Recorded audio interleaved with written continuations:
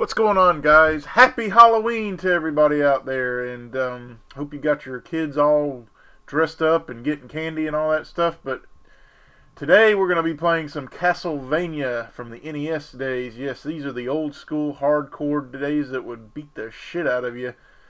Konami games in general were really tough because of how they spawned their enemies and everything. But we're going to be playing on the Nintendo Switch the Castlevania collection. And this is going to be a no-hit run. That's right, no hits through the entire game. It took me a couple of tries to do this. Let me just put it bluntly here. But yes, Castlevania NES. This is one of my first ever NES games. I think it was like my 4th or 5th NES game. But anyway, the thing about Konami games is they love to spawn random enemies at you. You never really know what's coming. Like, you have a general idea of what's the patterns are in these games, but there's always going to be a random enemy or an enemy that moves erratically in a certain way, and you have to adjust to it and be ready for the different kinds of spawns. And there's no different here in Castlevania. Just a quick disclaimer here. I will be using the holy water to totally trivialize the boss enemies in this game. Well, not the first two bosses, but bosses 3 through 6, yes, I'm going to be using the holy water to trivialize them because, you know, this is a no-hit run and I want to take every opportunity to make it as easy as possible for myself.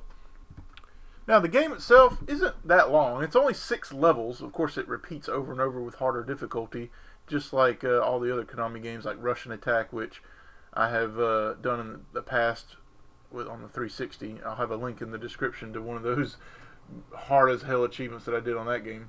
But anyway, yes, this game does loop, but there's only 6 levels, and it's not really that hard to memorize the location of all the enemies and what they're going to do and how you need to go about doing each level.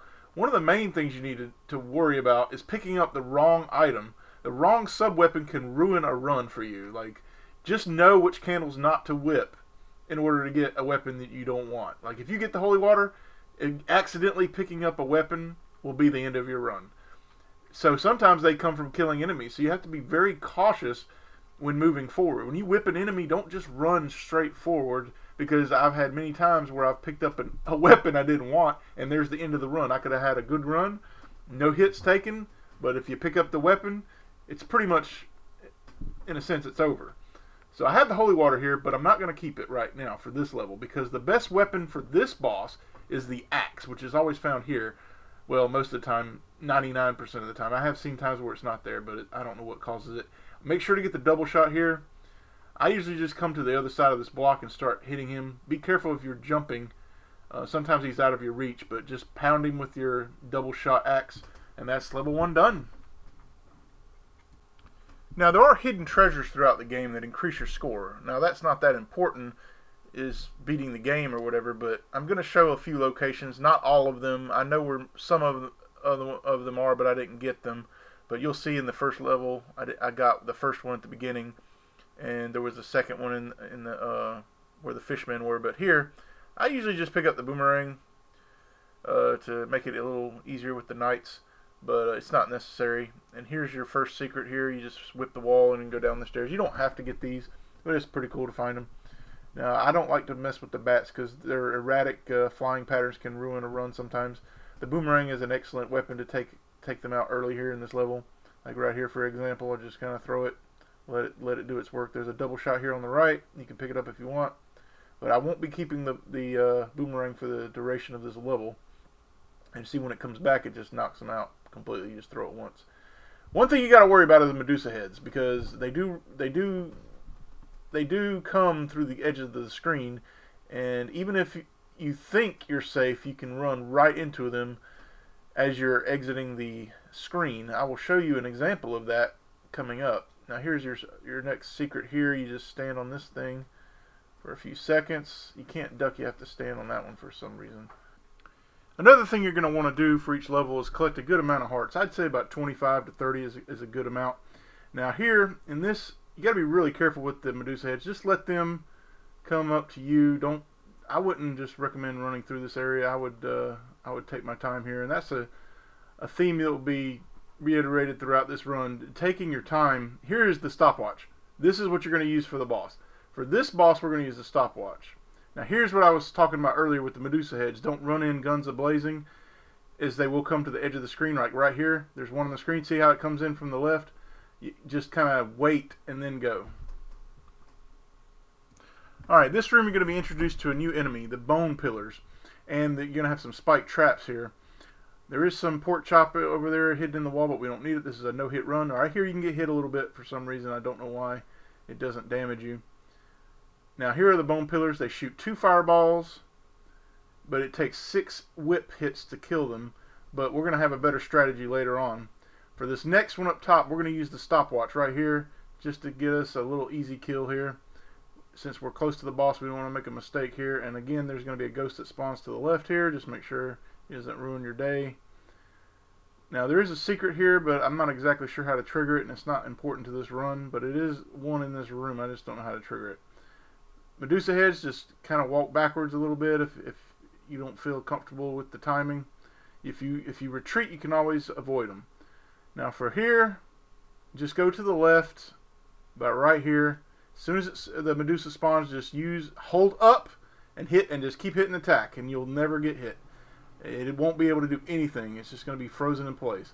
Now that is the only other time we're going to use a sub-weapon that isn't the holy water. Because now we're going to go all holy water from here on out in this run. Might be cheap, but for this run in particular, we're going to use the holy water. Stage 3 is where you're going to get some erratic movement, what I talked about at the beginning of the video. There's an enemy in this level that it's random. The pattern is random. You don't know what you're going to get. You have to react to it. Now, right off the bat, you have to be careful here because you have a new enemy as well called the Hunchback. You can actually outrun this ghost here. Just whip the Hunchback here. They jump. If you can kind of trigger them right here, they'll jump down and you can just whip them easily. I would just stand under each block here, wait for him to come down, and whip him. There's a skeleton here. Sometimes he'll get off to the right, and here I'm able to kill him, but he will kind of chase you down if you don't hit him. Now here is what I'm talking about. This is the erratic movement. And don't jump off of this platform. If you do, there's a ghost that will spawn from that window up at the top. Now the ravens here, they will not move in the same way every time. They're always going to be different. As soon as you see one, just if one goes underneath the screen, run away like I just did there. Because if you don't, they're going to hit you every time. And if you have a chance, just take it out with holy water. These things are very unpredictable, and they can ruin run after run after run for you. Or if you're just going for a no-death run, they can still knock you off and kill you. Now for this next screen, you can just run straight through. You don't have to worry about killing anything right off the bat. Until you get to the staircase. Then you're going to have a skeleton that jumps down, and you're going to have Medusa heads to deal with. But for right now, you can walk right past the Medusa heads. They will never, ever hit you if you just walk straight and not stop. But right here, I like to throw a holy water and kind of back up a little bit and just go right up the stairs as quickly as possible. And there's another treasure here. If you duck where these blocks are right here, and it goes right here. And there's another raven here. You got to be careful. And don't ever whip that candle there because that contains a sub-weapon you do not want. And here's what I like to do. I think it's easier to jump the fireballs, then throw holy water, then whip it. And again, these ravens, man, these ravens are bloody impossible for you sometimes to predict. You cannot predict what they're going to do. You have to wait and see what they're going to do. See how I like to jump both of them, like I said, and then get this double shot here. You'll need it. You'll need to get the triple shot eventually, and you will get it. This is the Raven Hall of Hell. This is nothing but ravens here and bone pillars. So again, wait until they make your first move. See what they're going to do. As long as they don't go underneath, you don't have to retreat. But as soon as they go underneath the screen, you better be running backwards or your ass is going to get hit every damn time. They home in like missiles. And again, it's very easy. Just jump. Some people like to whip the fireballs, but I don't recommend it. Here they go. You got to retreat a little bit or he'll home in on you. And there's another skeleton that jumps here. And now here you got to worry about the Medusa heads and the bone pillar, but I would just walk straight up here to where I am right there, just in range of where the holy water can land. Now do not, whatever you do not hit this candle right here and walk into it. That is a sub-weapon, and that will ruin your run. And don't whip that bottom block there. As soon as you walk to the middle, walk right back up and jump up and just hail holy water on top of these mummies and your life will be much easier. As soon as the one holy water hits the floor, just throw another one. It's very easy, and they can't do a damn thing. Mission 3 complete. Only 3 levels to go, and looking good. Now for this next level, you have to exercise a bit of patience because there's bats. There are bats in this level that can ruin your run, and they will keep coming. They will not stop, and it's a marathon of platforming, and you have to get on this platform with the water, and you're pretty much defenseless. So what I like to do is hang around the back side of the platform. I'll show you what I mean by that. But I like to wait for the first bat. There's a stopwatch here above me. Don't ever hit it. Wait for the first one and get kind of to the back here because you're going to want to avoid the bat and the fishman that jumps up. If you're in the back side, you probably won't take a hit, but you want to stock up a bit on hearts here, but you're going to get a lot of hearts in the next section. That's what it's pretty much designed for. But here, I could have probably made it, but I'm going to exercise caution and patience here. It's best if you have a situation where you have the bat and the platform on the screen at the same time, like right here, and then you can jump on the platform. That way, the bat will never be able to come back and hit you while you're on the platform. It's just much safer. And trust me, they can come from behind too, just like that. And trust me, you will like to be cautious here because, like I said, the bats will definitely make your life a hell. They won't spawn anymore after this point, though. No more bats except for like right there. They won't come low. Now here, you just got to be quick with your whip. I mean, as soon as you see the hunchback, just whip it before it hits the ground. I would not recommend retreating to get hearts because you want to keep moving forward. You'll get plenty of hearts going forward here. Although I might get greedy sometimes and go back. I can't remember if I did it or not. But it's not a good idea. Especially if you get 2 harpies dropping 2 of the hunchbacks at the same time. It's very dangerous and not recommended. But you do want to have at least 25 to 30 hearts, so you have to make sure you have plenty. Now right here, don't even bother with this dragon, just run right underneath him. Now here's probably one of the trickier parts of the game if you're going for a no-hit run. And again, don't whip the candle in front of that tunnel there because that is a weapon you don't want. Now right here, you have to be cautious. I would throw holy water and just freeze him. You have to be careful because he will hit you. If you can freeze him the initial throw, then you're pretty much home free. But there are 2 bone dragons here that can ruin you, and they're very unpredictable as well. You want to stand about right here, throw the first, throw the second one. I almost got hit there, as you can see. It's just very, very dangerous to encounter this one here with the whip. I wouldn't recommend it. I would just use your holy water. You're going to get plenty of hearts here. And the thing about freezing these bosses is you have to be quick. You can't lollygag around. I would immediately start throwing, even before they spawn technically. And again, just like the mummies, as soon as it hits the ground, just throw another one and throw another one, and it's over before you know it. And that's 4 out of the 6 levels done.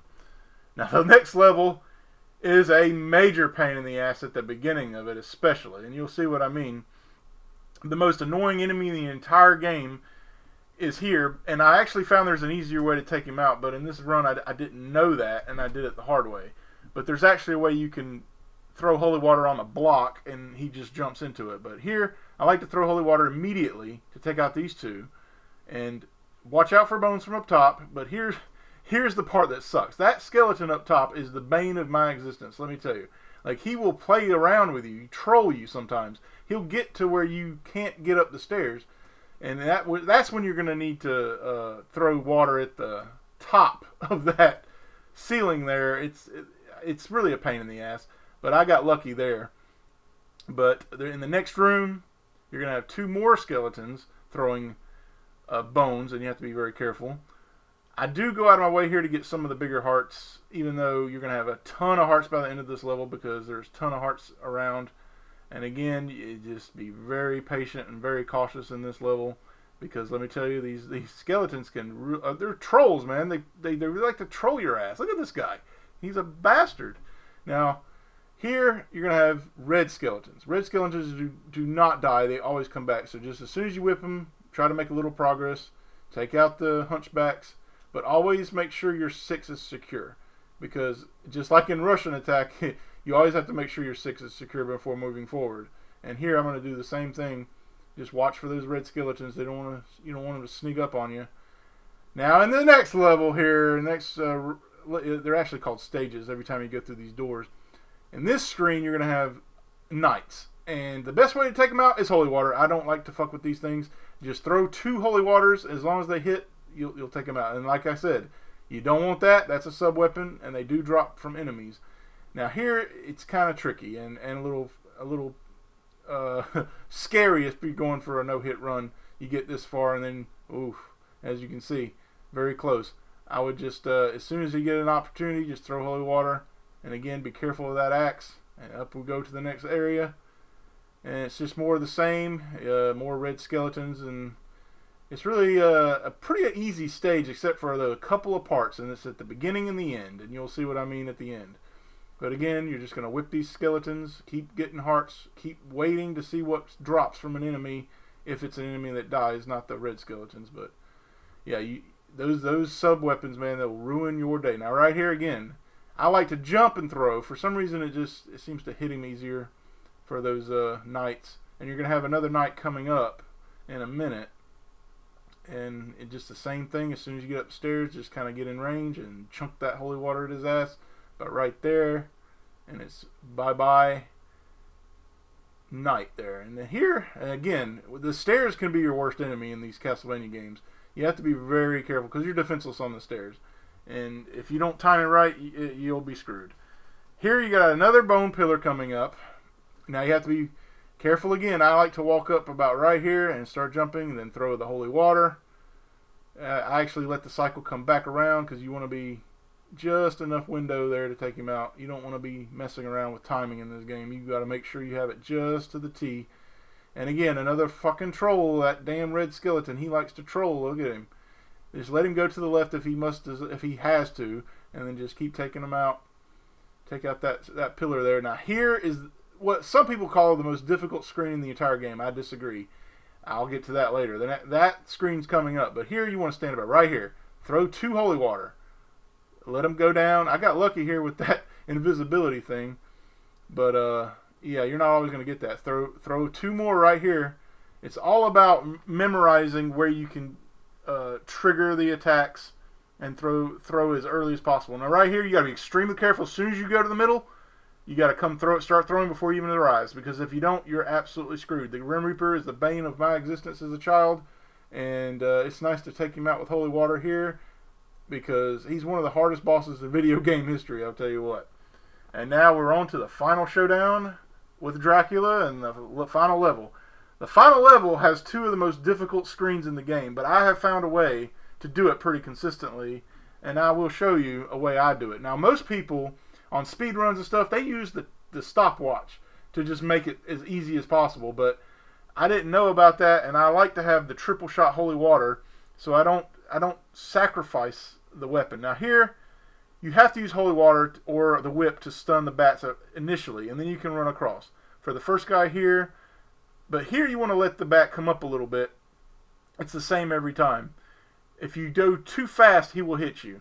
And again, about right here, just let him commit. You'll see how I kind of hesitate just a little bit, and I let him come up. And again, just throw the holy water and run. Now, I made a mistake here. I should have got that candle, and I didn't. And that's a 5 harder there.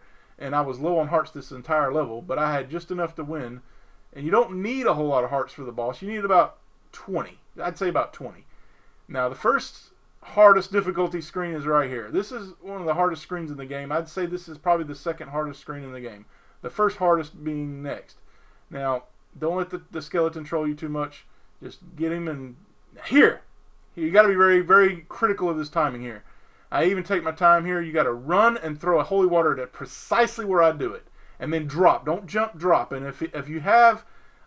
Sometimes you have one that drops in front of you. You have to whip it. Now here, just do exactly what I do. It's almost exact. And you have to get up these stairs, and then, but don't go about halfway, about maybe a quarter of the way, because if you go too fast, it just messes with the timing. And this is a skill-based thing here. That takes a lot of practice to do to avoid getting hit, because that screen is a pain in the ass. A pain in the ass. And I practiced this section many times before I could find a strategy that actually worked. Now, we're not going to do any farming here at the end, as this is the final boss. Don't hit that first candle. That's a boomerang, and that will ruin your day as well, because we don't want the boomerang. At first, I thought about harming there, but then I thought, no, I'm going to just do it. I'm going to wing it here and just get the rest of the hearts. Now, Dracula, for the longest time, confused the hell out of me. I didn't understand the pattern, but I finally figured it out. He will spawn on the right every time. And then, every other time, he's going to spawn the opposite of you, unless it's at the far end of the screen. So, I hit him right there, so he's going to be behind me. So make sure you start walking in the opposite direction, because if you don't, he's going to spawn on top of you. But if you do it this way, he'll never hit you, ever. And you just got to get the timing just right. Just always give yourself room. Don't get trapped in a corner or anything, because that'll be the end of your run again. And one other thing about these fireballs is you can't jump too early. You have to do it just at the right time. It takes a little bit of practice to understand the timing. But as soon as you see his hand, give it about a half a second or so. Just wait till you actually see the fireball before jumping. Because if you don't, the fireballs will kind of hone in on you at the initial, when he starts spreading them out initially. It's kind of a tricky situation if you get into that where you just don't know what the timing is. But it's really easy to beat him now. I could beat him every time without taking a hit, as you can see. It's a very easy pattern. See, he spawned at the edge of the screen there, so he didn't go to the opposite side. Now here, 1 holy water, 2 whips to the head, and it's over. It's all over after this. You just throw 1 holy water, 2 whips to the head. 1 holy water, 2 whips to the head. And it's over. And then you have done it. A lot of people just spam the holy water, but I found you can use minimal hearts if you just use 1 holy water and then throw 2 shots at him with your whip, and it's over. That's it, guys. Castlevania, the original Castlevania, no hits.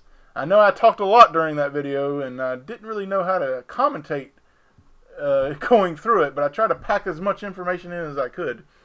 And I like what they do with the credits here. They make fun of old movie actors and stuff, like Christopher Lee, and they call him Christopher B or something. It's pretty, I don't know what they were doing here. They were having some fun. Like Trans Fisher was old Dracula movies, but they messed it up with the names. Bram Stoker. Yeah, it's pretty. Yeah, there's the Christopher B thing. I guess they just maybe it was a copyright thing. I don't know, but it's kind of funny.